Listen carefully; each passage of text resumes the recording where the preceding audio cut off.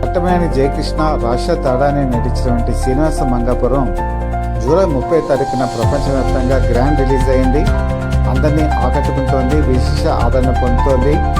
బ్రహ్మాండమైన super success దిశగా ముందుకు దూసుకుపోతోంది. కారణం ఏంటంటే కథలో ఉండేటువంటి నూతనత్వం, లొకేషన్స్, అలాగే కథా గమనం, చిత్రీకరించినటువంటి వినూత్న రీతి ఇవన్నీ కూడా ప్రేక్షకుల్ని కట్టిపడేశాయి. వెంకటప్ప నాయుడుగా మోహన్ బాబు ఈ కథను ఒక మలుపు తిప్పారని చెప్పుకోవచ్చు.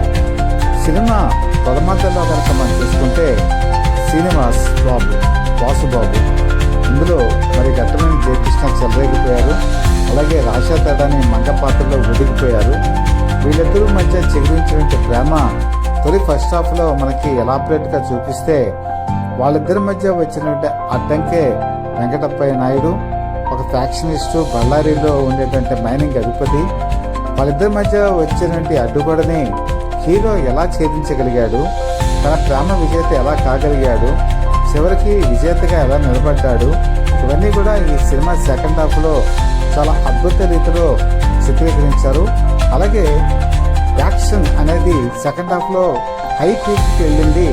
అలాగే ఇంటర్వెల్కి ముందు, ఇంటర్వెల్ తర్వాత కూడా కొన్ని సన్నివేశాలు మనకి కట్టిపడేస్తాయి. ముఖ్యంగా యాక్షన్ సన్నివేశాలతో కూడినటువంటి క్లైమాక్స్ 25 నిమిషాల సేపు మనల్ని ఉత్కంఠ పెట్టడానికి లోన్ చేస్తుంది. ప్రేక్షకులు థ్రిల్కి లోనయ్యేట్టుగా చేస్తుంది.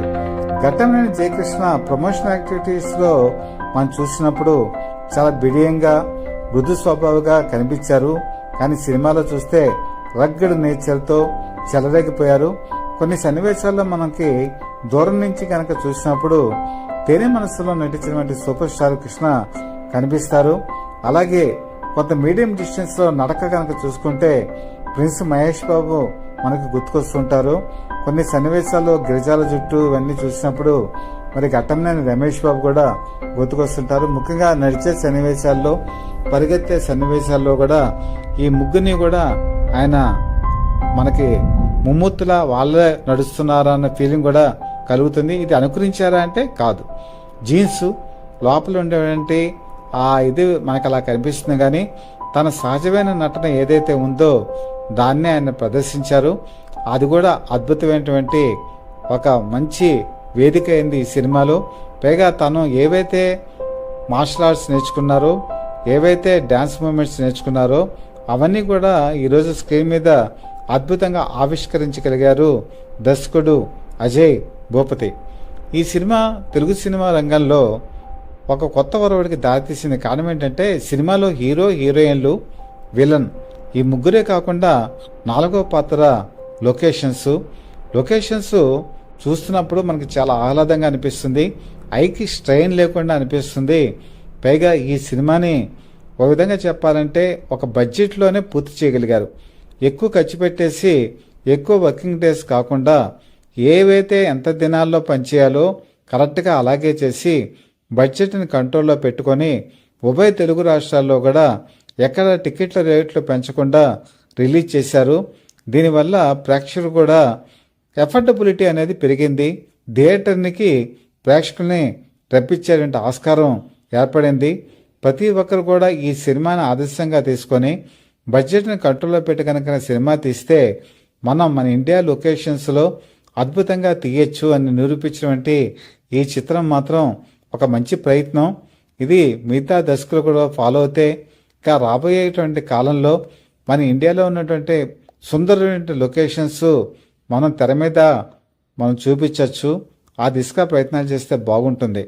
అలాగే ఈ సినిమాలో మరొక ముఖ్యమైన అంశం ఏంటంటే ఈరోజు తెలుగు పదజాలం, తెలుగు వాచకం, తెలుగు మాట్లాడే విధానం ఈ మూడింటిని కూడా ఘట్టమనేని జయకృష్ణ పూర్తిగా చక్కగా చూపించగలిగారు.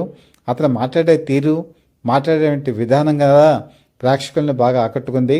ముఖ్యంగా డైలాగ్ డెలివరీలో మరి కలెక్షన్ కింగ్ మోహన్ బాబు ఒక ప్రత్యేకమైన వరవడి, ఆ వరవడికి తగ్గట్టుగా జయకృష్ణ కూడా అద్భుతంగా ఈ సినిమాలో తన డైలాగ్ పరంపరను కొనసాగించారు. అతను డైలాగ్ చెప్పినప్పుడు మనకి సూపర్ స్టార్ కృష్ణ గుర్తుండిపోతారు, గుర్తుకొచ్చారు కూడా. ఎందుకంటే ఆయన లెంతీ డైలాగులను కూడా చాలా చక్కగా చెప్పగలరు. అదే స్పీడు, అదే బరవడి ఈరోజు జయకృష్ణలో కూడా కనిపిస్తోంది. రాబోయే కాలంలో మరొక మంచి డైలాగులు ఇతని నుంచి ఎక్స్పెక్ట్ చేయొచ్చు. కొత్త లెంతీ డైలాగులు కూడా రాస్తే దాన్ని పదునుగా చెప్పగల సత్తా ఇతనిలో ఉందని మనం భావించవచ్చు. పాటల విషయానికి వచ్చేటప్పటికి పాటల చిత్రీకరణ కొత్త పుంతలు తొక్కింది. ముఖ్యంగా టెంపుల్ సాంగ్ అయితే అదిరిపోయింది. అలాగే ప్రతి సాంగ్ కూడా అందులో ప్రేక్షకులు ఇన్వాల్వ్ అయ్యేట్టుగా చేయగలిగింది. బ్యాక్గ్రౌండ్ మ్యూజిక్ కూడా చాలా మంచి రెస్పాన్స్ వస్తుంది. అలాగే ప్రేక్షకుడు ఈ కెమెరా వర్క్ కనుక చూసుకుంటే గుమ్మడి జయకృష్ణ అద్భుతమైన లొకేషన్స్ని తన కెమెరాలో బంధించాడు. ముఖ్యంగా ఈ ఫైట్ సన్నివేశాల్లో ఆ మూమెంట్స్ని చక్కగా క్యాప్చర్ చేశారు. అలాగే మైనింగ్ సన్నివేశాల్లో ఫైటింగ్ సన్నివేశాలు ముఖ్యంగా ప్రేక్షకులను ఆకట్టుకునేటువంటి రీతిలో ఉన్నాయి. మొట్టమొదటి నుంచి చివరి వరకు కూడా ఎక్కడా బోరు కొట్టకుండా అద్భుతంగా తీసినటువంటి ఈ చిత్రం ప్రేక్షక ఆదరణ ఖచ్చితంగా అద్భుత రీతిలో అందుకుంటోంది. రాబోయే కాలంలో ఇది మరిన్ని సరికొత్త రికార్డుల్ని క్రియేట్ చేసే దిశగా ముందుకు దూసుకుపోతోంది. ఏదేమైనా అజయ్ భూపతి తన వినూత్నమైనటువంటి రీతిలో అనేక సినిమాలు గతంలో తీశారు. 4వ చిత్రంలో దాని వరవడి ఇంకా మించి ఒక మంచి ఫ్యామిలీ ఓరియంటెడ్ సినిమా, ప్రేమని ముందు రంగరించి దాన్ని కుటుంబ కథా చిత్రంగా మలిచి తీసినటువంటి ఈ ప్రయత్నం ఒక అభినందనీయమైన ప్రయత్నంగా మనం భావించవచ్చు. అలాగే ఈ కొనసాగింపుగా చివరిగా మనం చెప్పుకోవాల్సిన మరొక ముఖ్యమైన అంశం ఏంటంటే మహేష్ బాబు ఈ సినిమాకి సంబంధించి తన పూర్తి సహకారం అందజేశారు. ఆయన ఈరోజు ప్రెస్ ఈవెంట్కి రాలేదు అని చాలామంది ప్రచారం చేస్తున్నారు. కానీ దాని వెనకాల ఒక నిజం దాక్కుని ఉంది. ఆయన వారణాసి సినిమాకి సంబంధించినటువంటి అగ్రిమెంట్ కమిటీ అయ్యేటప్పుడు ఆ దర్శకులతోనూ ఆ ప్రొడ్యూసర్స్తోనూ కూడా ఒక నిబంధన ఉంది. అదేంటంటే ఆ సినిమా షూటింగ్ కంప్లీట్ అయ్యేంత వరకు కూడా ఆ గెటప్ అనేది ఎక్కడ కూడా బయటికి రివీల్ కాకూడదు. ఎందుకంటే గెటప్ కనుక ఒకసారి బయటకు వస్తే అది ఏ శతాబ్దానికి సంబంధించిన కథ, దాని వెనకాల ఉన్నటువంటి బ్యాక్గ్రౌండ్ ఏంటి, ఇవన్నీ కూడా ఎస్టిమేషన్ వేసేటువంటి అవకాశం ఉంది. కాబట్టి వాళ్ళు అగ్రిమెంట్ అయ్యేటప్పుడే పబ్లిక్గా ఉండేటువంటి ఈవెంట్స్కి వెళ్ళకూడదు అని ఉంటుంది. ఒక తెలుగులోనే కాదు, ఈవెన్ హాలీవుడ్ మూవీస్లో కూడా ఈ నిబంధన ఉంది. ఇది 600 రీజనల్ లాంగ్వేజెస్లో వెడుతుంది కాబట్టి ఈ నిబంధన అక్కడ అమలు జరుగుతుంది. కాబట్టి రావాలనేటువంటి మనసు ఉన్నా కూడా మహేష్ బాబు రాలేకపోయారు. కానీ ఆయన తన సహకారాన్ని, తన అభిమానాన్ని, తన ప్రేమను మరి ఖచ్చితంగా ఘట్టమనేని జయకృష్ణ మీద చూపిస్తున్నారు కూడా. అక్కడి నుంచి అందుతున్నటువంటి సహకారం కూడా ఈ సినిమాకి యాడ్ అవ్వటం, ఈ సినిమా అందరూ కూడా చూడదగ్గ చిత్రంగా మారటం, ఒక ఘట్టమనేని అభిమానులే కాదు, ఒక మహేష్ బాబు అభిమానులే కాదు, అందరూ అభిమానులు కూడా ఈ సినిమాని చూడటానికి ముందుకు రావటం, మనవాడు అని చెప్పి ఓన్ చేసుకోవడం కూడా ఒక హర్షించదగ్గ పరిణామం. ఈరోజు ఘట్టమనేని జయకృష్ణ ఒక నూతన తారగా వెలిశాడు, ఒక అభినవ తారగా వెలిశాడు, ఒక మంచి పదాన దూసుకెళ్ళిపోయే తారగా వెలిశాడు. నిర్మాతల పాలిట రేపు మంచి ఒక నటుడిగా అందుబాటులోకి వస్తాడు. దర్శకులకి మోల్డ్ అయ్యేటువంటి ఒక కథానాయకుడిగా వెలుగొందుతాడు. రాబోయే కాలంలో ఇతని దగ్గర నుంచి మరిన్ని అద్భుత చిత్రాలు, మరిన్ని వెరైటీ గల చిత్రాలు వచ్చే అవకాశాలు స్పష్టంగా కనిపిస్తున్నాయి. అలా రావాలని కూడా మనం కోరుకుందాం. ఏదైనా ఈ శ్రీనివాస మంగాపురం సాధించిన అద్భుత విజయం నిజంగా తెలుగు సినీ పరిశ్రమకి ఒక కొత్త టానిక్ లాంటిది.